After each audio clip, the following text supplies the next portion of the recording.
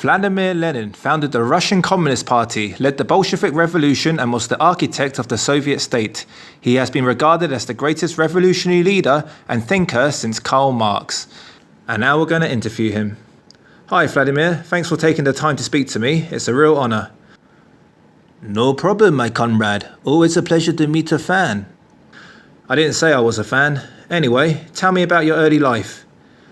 I was born on the 22nd of April 1870 in Sumbach, Russia. My name has not always been Lenin. I was born Vladimir Ilyich Ulyanov. I adopted the last name Lenin when I was, underground. You know what I mean? No, I don't. I and my family are well educated. I am the third of 6 children. My parents valued education. They had a passion for learning. This rubbed off on me. I finished top of my class in high school. I loved Latin and Greek. How interesting. Tell me, did anything happen to turn you into a revolutionary? Let me think.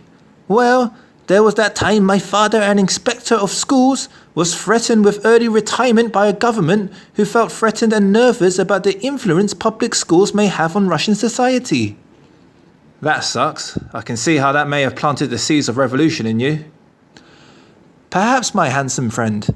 There was also the time my beloved older brother, Alexander, a student at the time, was arrested and executed for being part of a plot to assassinate Emperor Alexander III.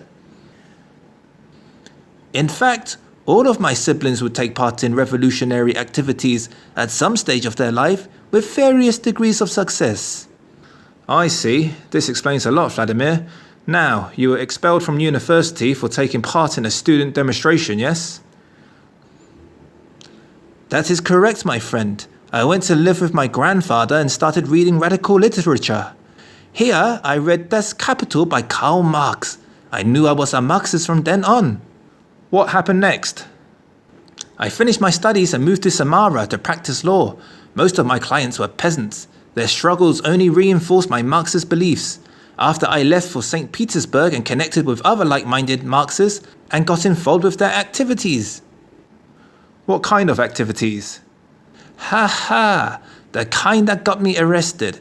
In December 1895, I was exiled to 3 years in Siberia. Damn, you've had a lot of trouble with the law. Ironic, as you studied law. Would have thought you're no better, but whatever, eh? Tell me, why did the Social Democrats split in two?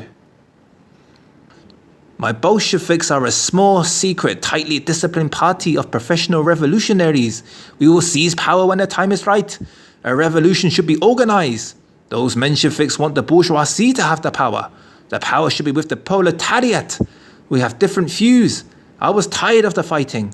So at the party conference in 1912, I split with them. What was your role during World War I? Well, I was exiled in Switzerland. But my mind was never far from revolutionary politics. When I heard about the provisional government taking power, I knew I had to return. The Germans were kind enough to help me. A lovely bunch, really, when they aren't raising their arm to a madman. They put me in a sealed train while traveling through Germany and Finland. For my own protection, of course.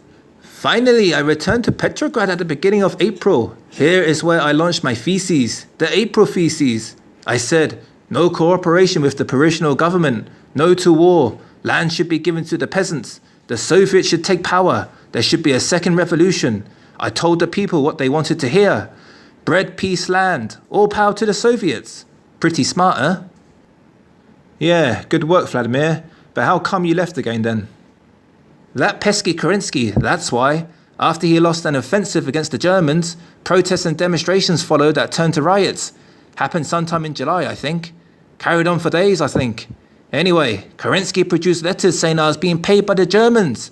I admit they paid for my trip back to Mother Russia, but that's only because I'm such a great guy. And then that twerp becomes Prime Minister. Unbelievable. Okay, how did you come back again? Well, that Kerensky isn't as smart as he thinks. General Kornilov, who Kerensky appointed as head of the army, decided to take power himself. Kerensky needed the help of my Bolsheviks to defend Petrograd. He armed us with rifles. I got word to the railway workers to stop any troops from entering the city. The troops never came, but my Bolsheviks kept the rifles. Good quality too. We were now the dominant party in the Petrograd Soviets and were seen as the saviors of Petrograd. I told my Bolsheviks to seize power, but the leaders refused. You know the saying, if you want to do something right, do it yourself. I secretly returned to Petrograd on the 23rd of October and argued with the leaders to seize power. But Trotsky told me to wait. I did. On the 7th of November, Trotsky organized a takeover of the city.